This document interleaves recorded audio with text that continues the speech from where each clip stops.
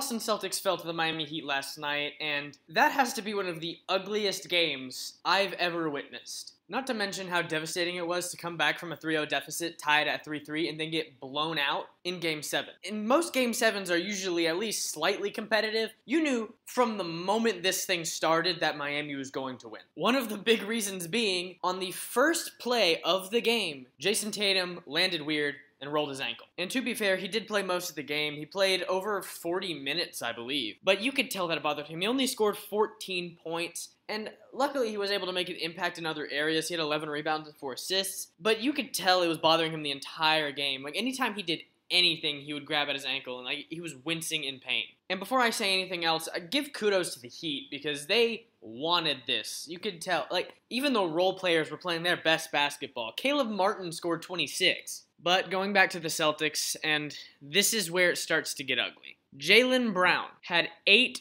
turnovers last night, and he shot 34% from the field, and 1 of 9 from three-point range, which is only 11%. There's no way around it. This is one of the worst performances I've ever seen. And yes, you could chalk it up to maybe it's a fluke, but he's done this multiple times where he's fallen short. Not to this extent, but he's blown us games multiple times. And you want to hear something real scary? By the end of next year, we're going to have to pay Jason and Jaylen a combined $600 million if we want to keep those two together. And take a second to think about it. Does that seem smart? To an extent, yes. I would love to see those guys play together. But that much money between two guys who clearly alone cannot win a championship just doesn't seem smart. Honestly, I think our best option is to trade him. As much as that sucks to say, last night very well could have been the last time we saw Jaylen Brown in a Celtics jersey. And then that raises the question, do the Celtics want to go for another superstar to basically replace Jaylen? Or do you want to go into a soft rebuild that's going to take a year or two? Because Jason is still really young. He has a lot of years left on his contract. We have time. And this is something I ended up debating last night, is Portland is an option. You could go for Damian Lillard, because so Jason and Dame are both 30-point-per-game scorers, which would be lethal together. But then we're going to have to give up a good amount of assets. That does include Jaylen, obviously. Or you could go a route to where you get Anthony Simons, Yusuf Nurkic, and 1 or 2 first-round picks. And that's a pretty good trade package. And the thing is what are people going to want for him anyway? Yes, he was an all-NBA player, but they're going to be paying him around $300 million.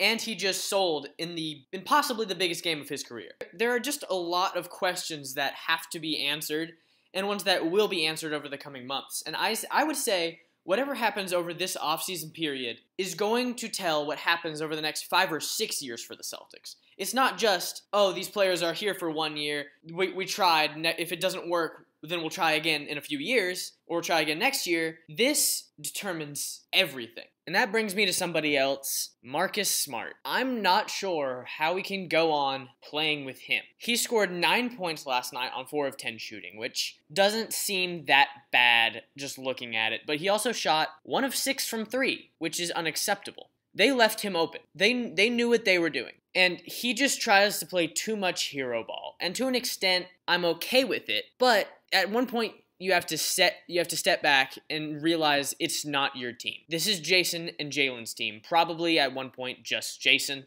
And I would say the only way that we have a chance of keeping him is if he learns to accept a Russell Westbrook role off the bench. Embrace who you are, be the leader off of that second unit. I'm not sure he would want to do that. I'd say it's possible, but he would really have to step back and just be a facilitating one. And I feel like he would want to shoot a little bit too much, so if it just becomes a point where if you're a liability, they're not going to play you, and he's not going to be happy with that. And those aren't the only two guys that I think have a possibility of being gone next year. Grant Williams is a free agent, so he very well could go out and get a pretty good chunk of money. I don't think he's going to get anything super high, but he's serviceable, and I think he's going to get paid, whether it's by the Celtics or not. And then we have Al Horford. Big Al is 38. He'll be 39 next season. He might just retire. I'd say there are only 2 guys on this team that will, for a fact, be on this team next year. That's Jason Tatum and Derek White. Derek White was the only guy who showed up to play last night, scoring 18, 2, and 1, and a steal. It was sad that he outplayed every player on this team. And then it's hard to say what we're going to be able to do in free agency, because our free agency is basically dependent on whether or not we keep Jaylen or not. So I'm not really going to make any predictions for that.